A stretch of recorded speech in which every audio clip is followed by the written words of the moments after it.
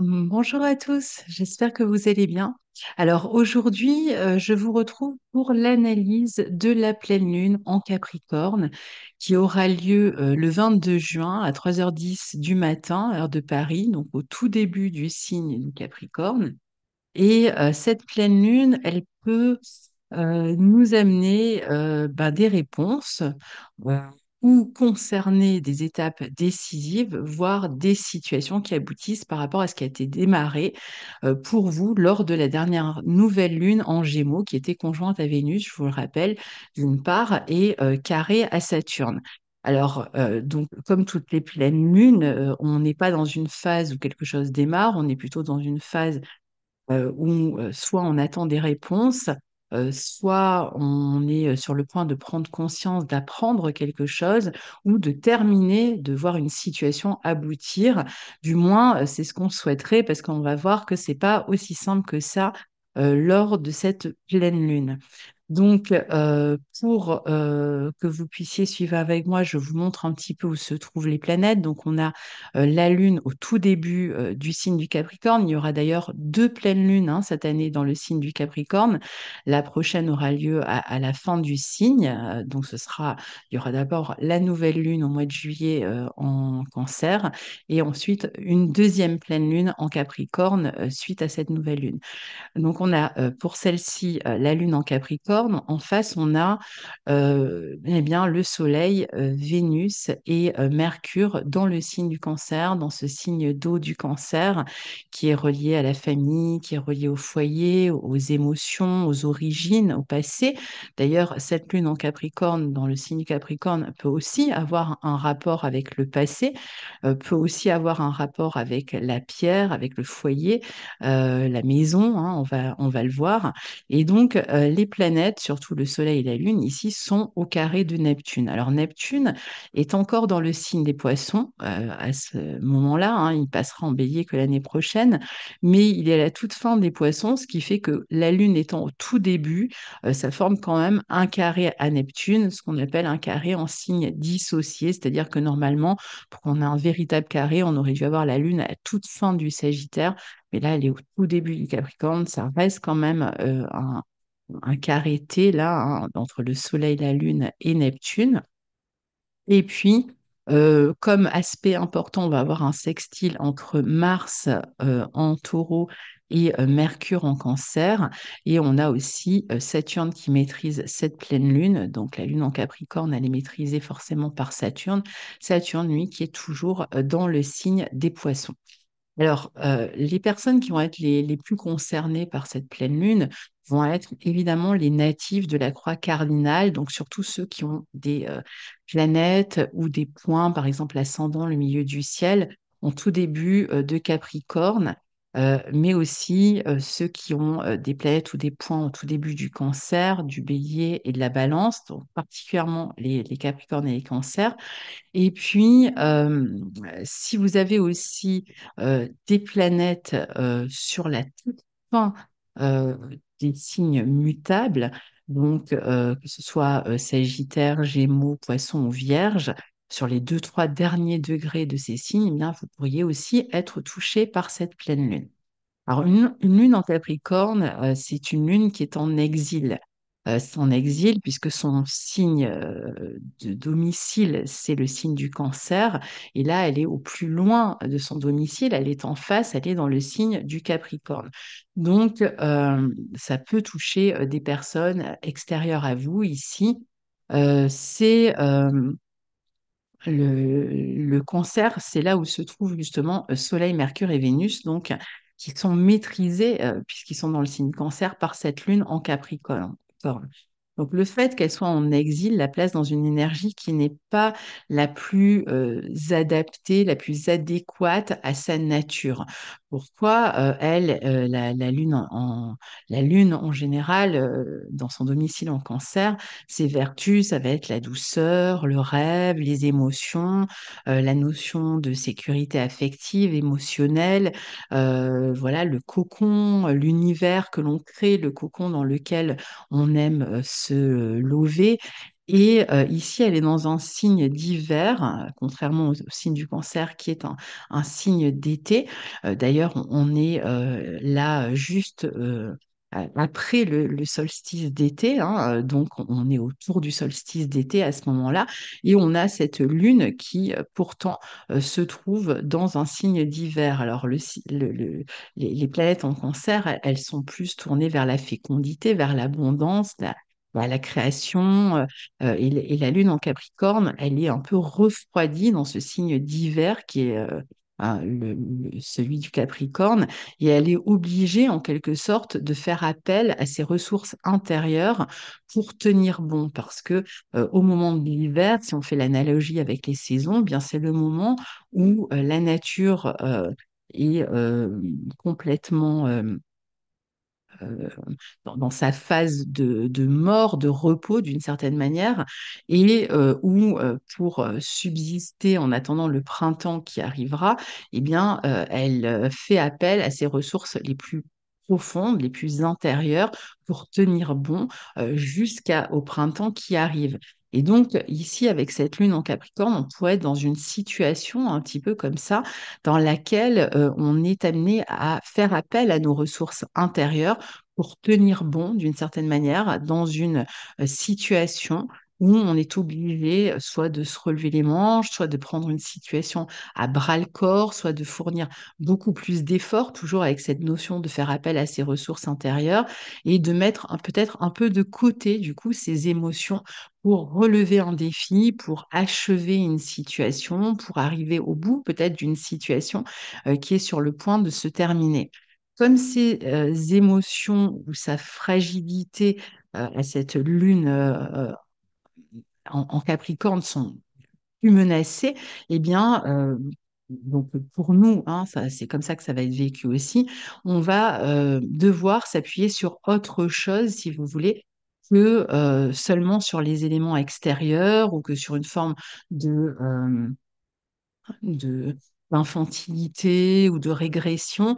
Il s'agira plutôt au contraire ici de faire preuve de responsabilité dans les situations dans lesquelles il faut faire preuve de patience ou tenir bon, et peut-être de faire appel à la rigueur, à la discipline, à la ténacité. Non, certains, ce sera l'ambition, en tout cas garder le cap, garder la foi, réussir à garder la foi. Peut-être qu'il va falloir travailler davantage sur un aspect pratique et garder la raison pour ne pas sombrer, pour tenir droit, pour rester responsable face à une situation. On pourrait donc se retrouver dans ce type de situation qui fait appel à tout cela dans nos vies. Alors, évidemment, les situations vont être différentes pour chacun. Ça va dépendre de la maison dans laquelle tombe cette lune en Capricorne pour vous. Donc, regardez le tout début du Capricorne, le premier degré où il se trouve dans votre thème, et vous aurez une idée en fonction de la maison, de la thématique qui sera concernée. Pour ça, vous avez des vidéos dans la barre de description qui vous permettent de regarder les types enfin, les thématiques qui sont attribuées aux maisons. Donc ici, on va avoir besoin de réponses concrètes, de savoir à quoi s'en tenir, hein. La lune en Capricorne, elle a besoin de concret, elle a besoin de tâter le terrain, elle a besoin de savoir exactement de quoi le terrain est fait pour pouvoir construire, pour pouvoir se relever, pour pouvoir tenir droit, pour pouvoir tenir bon.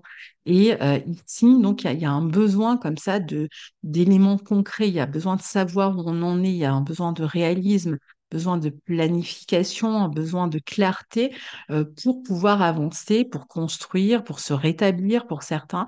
Mais la confusion peut régner toujours pour l'instant, puisque cette lune est carrée Neptune. Donc c'est un peu comme s'il y avait une zone d'incertitude qui empêchait d'avoir cette clarté pour pouvoir avancer. Alors, le deuxième point, c'est qu'une lune en Capricorne, je vous le disais, on est au cœur de l'hiver pour le Capricorne, donc elle subsiste avec peu en quelque sorte. Donc le Capricorne, il va essayer de se maintenir avec très peu de subsistance extérieure pour s'aider, hein, à avancer, et il va devoir vraiment faire appel à ses ressources les plus profondes. Et donc, Ici, la situation, elle peut réclamer aussi une forme d'ascèse ou de réduction par rapport à quelque chose. Il y a peut-être quelque chose qui nous limite ici, que l'on traverse. Ça peut être une période où on est plus isolé, plus seul, où on doit faire face seul peut-être à certains problèmes, une période où on doit vivre avec moins, ou une période de réduction. Alors cette réduction, elle peut être matérielle, par exemple, ou c'est une période où on doit réduire quelque chose dans nos vies pour pouvoir avancer. Ça peut être changer son alimentation, améliorer son alimentation, supprimer des aliments de son alimentation, ou ça peut être tout à fait une autre situation, mais dans laquelle il y a une notion comme ça de contrainte. Et tout cas sur la quinzaine de jours qui arrivent, où on a moins de liberté de mouvement ou d'action, et on se trouve dans des conditions qui amènent ces réductions ou cette ascèse ou ce repli qui fait qu'on va être amené à se concentrer de toute façon sur l'essentiel. Alors, ces réductions, elles peuvent aussi provenir d'une période où on parvient au bout d'une phase. Par exemple, je vous donne un exemple, hein, vous travaillez jusque-là, et vous arrivez au bout de votre travail juste avant de partir aux vacances. Donc, vous êtes en train de réduire et de planifier tout ce que vous devez laisser avant de partir, tout ce que vous devez faire avant de partir pour pouvoir réduire le temps de travail et éventuellement partir en vacances ou réduire le temps de travail parce que vous avez décidé de travailler moins, par exemple, dans votre vie. Donc, ça amène aussi pour certains des phases où on a beaucoup agi, beaucoup fait, hein, et on est amené sur cette quinzaine à prendre du recul, peut-être à partir d'un bureau, à se reposer après des problèmes de santé, à prendre le large. On pourrait donc se trouver dans des situations où on se sent un peu limité, ou alors des situations où on pose des limites, où on amène une fin, il y a des choses qui se terminent. Il peut s'agir de s'éloigner un temps justement de ce travail ou de ces conditions que vous traversiez pour vous aérer, pour prendre de la distance avec les événements. Le Capricorne, c'est un signe capable de patience, hein, donc ce sera une vertu à cultiver ici. C'est aussi un signe cardinal, donc il s'agit quand même de se montrer proactif et responsable dans cette situation, de prendre des décisions dans ce sens-là. L'aspect principal de cette pleine lune, c'est le carré, comme je vous disais, qu'elle forme à Neptune. Il y a aussi une opposition du coup à Soleil, Mercure et Vénus en Cancer. Mercure, Vénus et Soleil en Cancer sont vraiment ça représente les personnes de la tribu. C'est celles qui font partie du clan, celles qui font partie de la famille, famille proche ou famille élargie, celles auxquelles on se sent appartenir, celles sur lesquelles on peut s'appuyer sur le plan émotionnel, ceux qui vont être à l'écoute, donc les soutiens, hein, ici, les proches par exemple, dont on se sent peut-être soit séparé sur cette période, soit il y a des conditions qui nous maintiennent à distance, ce qui expliquerait qu'on se sente un peu seul aussi, tout en ayant quand même des personnes présentes, aimantes, même si c'est à distance, lesquelles on peut compter et qui peuvent nous apporter du réconfort et du soutien. Donc il y a une forme d'éloignement, de distance, d'isolement d'une certaine manière, mais en même temps, il y a des personnes qui sont là pour nous aider, pour nous soutenir sur cette période. Donc cette séparation ou cet éloignement risque d'être mal vécu parce que à cause justement de la distance ou parce qu'on aimerait peut-être faire autre chose et là on est pris par des responsabilités ou des empêchements qui font que on peut pas peut-être se développer comme on souhaiterait, on peut pas se laisser peut-être un peu plus aller, un peu plus voguer sur cette période. Alors, inversement, vous aurez peut-être aussi de votre côté à soutenir, ça peut être vous qui ayez quelqu'un dans vos proches à soutenir qui traverse une phase difficile. Ça va être l'aide au foyer, l'aide à la maison, où vous devez prendre prendre des responsabilités qui vous pèsent, ça peut être vis-à-vis de vos enfants, de la famille ou d'une maison même, hein.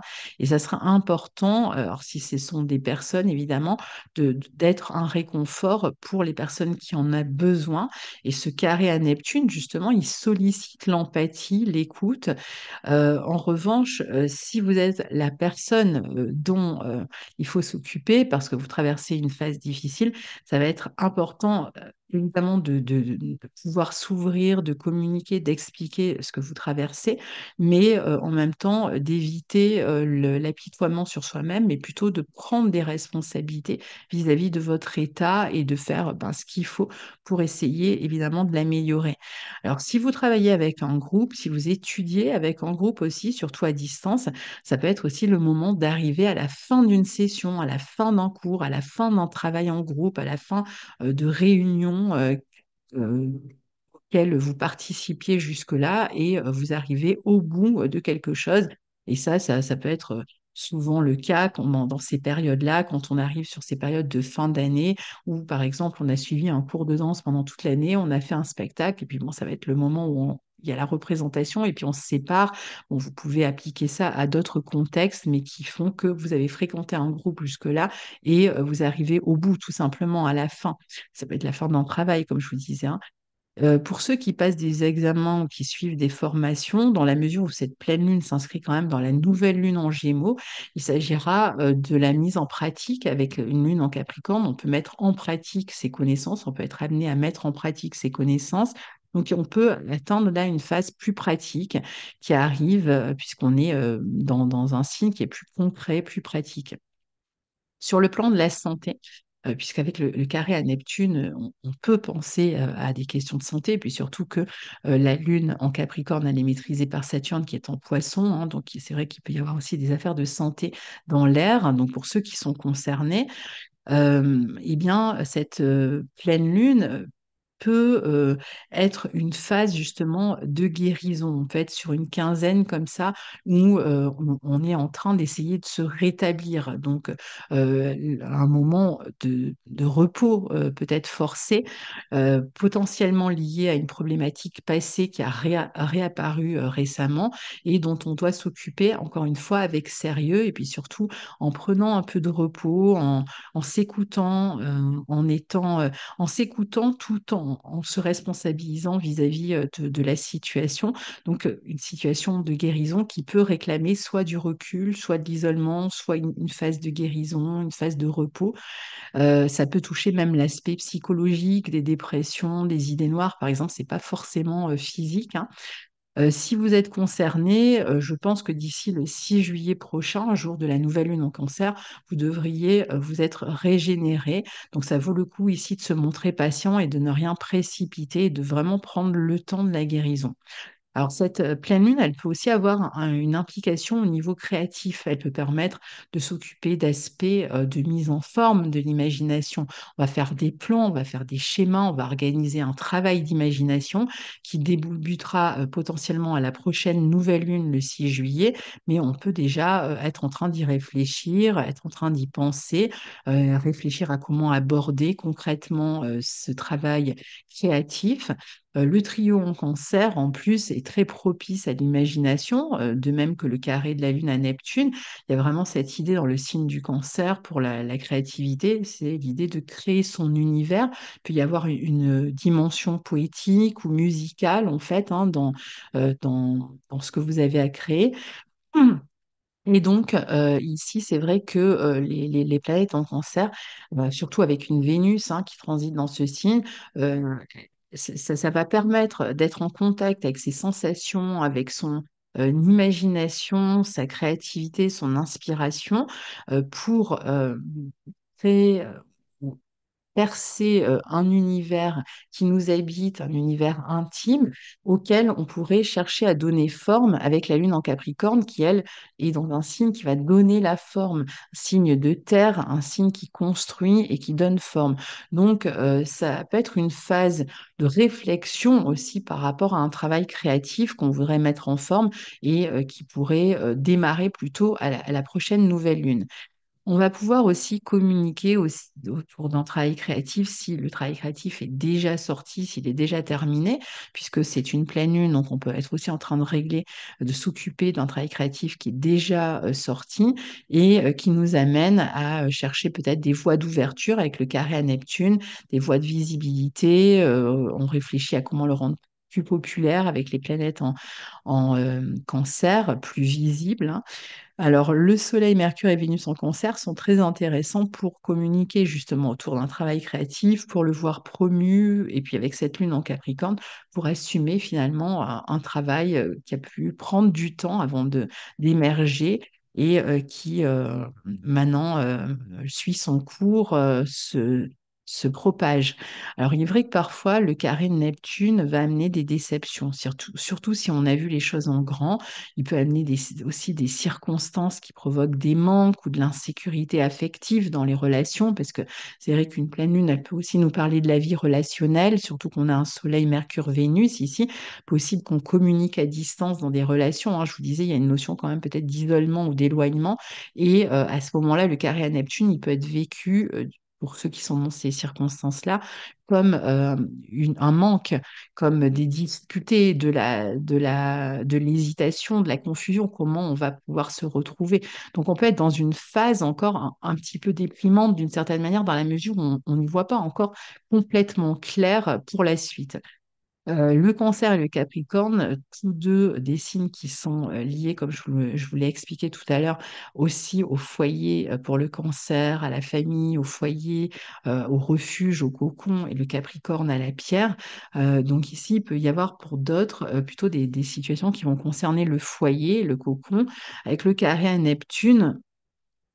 Soit on est dans une phase de négociation par rapport à des questions immobilières et on est encore dans le flou, on attend des réponses, on est dans un entre-deux, on n'arrive pas justement à y voir clair comme on le souhaiterait.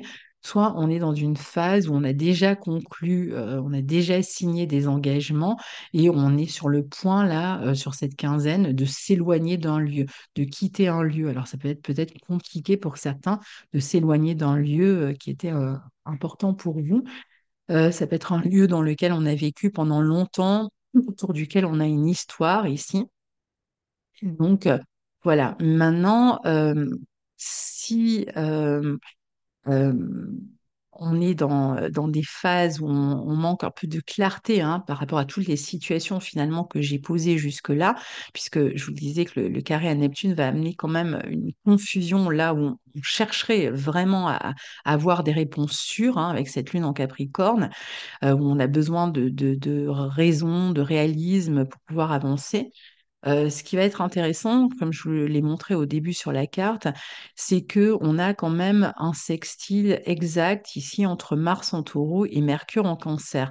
Donc il y a quand même une notion ici avec ces deux planètes en sextile, de chercher à agir et à communiquer de manière efficace sur toutes ces situations, dans le sens d'une construction pour, à travers la communication et les réponses qu'on recherche, avoir une plus grande sécurité sur la situation. Donc, on va avancer peut-être prudemment ici, hein, dans ces signes cancer. Taureau, où on a le sextile entre Mars, Taureau et Mercure Cancer, on avance peut-être plus prudemment, plus sûrement, et en gardant toujours euh, à, en tête la notion de sécurité. On a besoin de cette sécurité-là. Donc, on va faire en sorte dans la communication, dans les actions qu'on mène, d'avoir le plus de sécurité ou de réponses claires possible, même si c'est compliqué. Donc, on peut être amené quand même à chercher à convaincre autrui, à pousser un peu l'autre dans ses retranchements pour essayer d'avoir des réponses ici. C'est aussi un sextile qui va être intéressant pour communiquer sur des questions d'argent autour du foyer, hein. Il peut y avoir voilà, toutes ces questions-là à régler. Donc, on est en train de communiquer autour d'une maison, d'un bien ou autre sur des questions d'argent. On peut échanger aussi sur des sujets qui nous stimulent, qui nous passionnent sur le plan créatif et donc être amené là aussi éventuellement à convaincre autour d'un projet particulier qui vous tient à cœur, qui peut être créatif. Et de toute façon, ce sextile va nous permettre de défendre assez efficacement nos intérêts. On va normalement trouver des arguments qui vont être percutants. Alors, comme on est sur une pleine lune en Capricorne, si vous cherchez à convaincre quelqu'un, le mieux, ce sera toujours d'être le plus possible pratique, pragmatique, d'être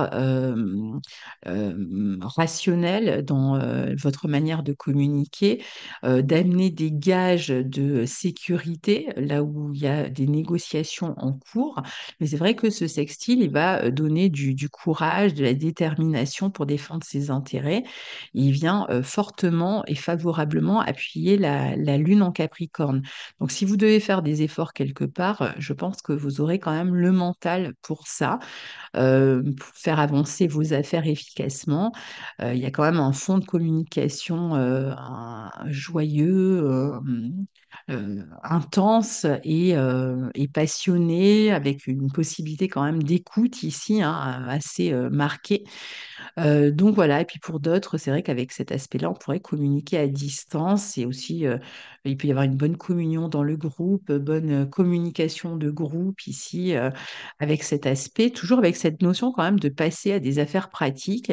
Et puis donc pour terminer, Saturne, qui gouverne cette pleine lune, est au sextile orbe large hein, d'Uranus en taureau. On n'est pas encore dans le sextile, le véritable sextile sera l'année prochaine, mais on voit quand même qu'on est dans des phases où on cherche à avancer, on cherche à progresser, on cherche à construire, mais c'est surtout pour l'instant un Saturne en poisson qui nous donne des problématiques, les problématiques ou les thématiques, je dirais, principales de cette pleine lune qui, avec un Saturne en poisson, ça peut être d'un côté un manque de clarté dans des situations, comme je vous l'ai dit, des incertitudes. Pour d'autres, ça va être des problèmes qui sont liés à la santé, au corps ou aux santé psychique ou des processus en cours avec un manque de réponse, l'impression de s'enliser un petit peu dans certaines situations. Ça peut être aussi la fin d'une dynamique de groupe, donc ça rejoint toutes les thématiques que je vous ai énoncées, ou des questions liées à la créativité, à savoir comment structurer mon imaginaire, comment euh, poser, comment construire ce que j'ai en tête, ce que j'ai imaginé, comment lui donner forme. Et puis, c'est valable pour tous les rêves hein, qu'on pourrait avoir, même des rêves de construction liés à l'étranger, par exemple. Il va donner aussi l'idée de prendre la responsabilité, en fait, hein, de tout ce qui se passe sur le plan spirituel, sur le plan psychologique, sur le plan de la santé, l'idée de se montrer patient aussi. Mais c'est vrai que, il y a toutes les problématiques que j'ai citées possibles, elles peuvent être ressenties lors de cette pleine lune comme des contraintes, comme des limites à la réalisation de certains de nos idéaux. Donc, il s'agira peut-être de trouver un moyen d'adapter les envies, les idéaux aux situations ici, ce qui ne sera pas toujours simple. Et puis, Saturne en Poisson, il fait vraiment penser aux dissolutions de structures et on en a vu un bon exemple dans l'actualité politique ici avec la dissolution de l'Assemblée nationale. Et je dirais que cette notion de dissolution d'une structure qu'on a pu voir à un niveau collectif, donc au niveau de l'actualité politique, avec des élections qui sont annoncées pour, je crois que c'est le deuxième tour, le 7 juillet, soit le lendemain de la prochaine nouvelle lune, bah, nous montre un petit peu le timing, le calendrier pour des situations personnelles où on peut avoir eu l'impression là. Récemment, hein, depuis la dernière nouvelle lune et jusqu'à cette fin de quinzaine de pleine lune, d'avoir eu certaines situations peut-être dans lesquelles on avait pris un élan, qui avançait et où tout à coup il y a quelque chose qui se dissout et qui est amené à se reconstruire autrement, différemment d'ici la prochaine nouvelle lune. Donc je pense qu'à un niveau personnel, en fait, on peut tout à fait faire l'analogie ici. Donc voilà, cher ami, pour l'analyse de cette nouvelle lune en Capricorne que je vous souhaite la meilleure du monde et puis je vous dis à très bientôt. Au revoir. Je rappelle que nous avons mis en place une formation d'astrologie avec Guillaume Cosnier. Nous sommes déjà en train de travailler avec un premier groupe qui a démarré en avril. C'est une formation qui dure 1 an. Si vous êtes intéressé pour rejoindre le deuxième groupe, la deuxième session qui démarrera à la fin du mois de septembre, vous pouvez nous écrire à l'école temamundi@gmail.com qui se trouve dans la barre de description. Vous aurez sur mon site la possibilité d'avoir déjà quelques premières informations. Il vous suffit de cliquer sur formation d'astrologie, Théma Mundi cycle 1, et vous aurez les objectifs que l'on s'est donnés pour cette formation, savoir lire un thème natal en comprenant parfaitement la carte que vous avez sous les yeux, savoir hiérarchiser les informations et être capable de combiner tous les éléments du thème, pratiquer, pratiquer et encore pratiquer, car en effet, notre but est vraiment que vous sortiez non pas avec juste de la théorie, mais de la pratique dès les premiers cours, avec le peu que on a comme information et comme connaissance, on passe déjà à des étapes de pratique. Donc, cette formation, elle démarrera en septembre 2024. La clôture des inscriptions se fera le 31 août 2024, peut-être avant si on a déjà un groupe que l'on considère comme suffisant et que l'on ne veut pas aller au-delà, hein. Il faudra attendre ensuite une autre session si vous voulez y participer. Donc, vous avez deux professeurs, moi-même et Guillaume Cosnier. Nous sommes tous les deux astrologues. On a pratiqué depuis des années, vraiment tous les jours. On a été, on a beaucoup travaillé hein, avec les consultations. Et c'est vrai que là, on passe à une phase de transmission. Donc, pour avoir, donc c'est un cours qui aura lieu tous les dimanches à 14 heures. Pour avoir les tarifs et si vous avez d'autres questions aussi, vous nous écrivez à l'école temamundi@gmail.com. Vous l'avez ici sur mon site, vous l'avez dans la barre de description de cette vidéo. Et si vous souhaitez déjà jeter un petit coup d'œil sur les programmes qui sont très complets, eh bien, il suffit d'aller là sur télécharger le programme sur mon site, vous cliquez et ils s'ouvriront, ils apparaîtront. Vous aurez le programme de Guillaume et le mien. Donc, n'hésitez pas à donner cours à votre curiosité. Et puis, évidemment, faites-nous part de votre intérêt si vous êtes intéressé. Voilà, je vous remercie. À très bientôt. Au revoir.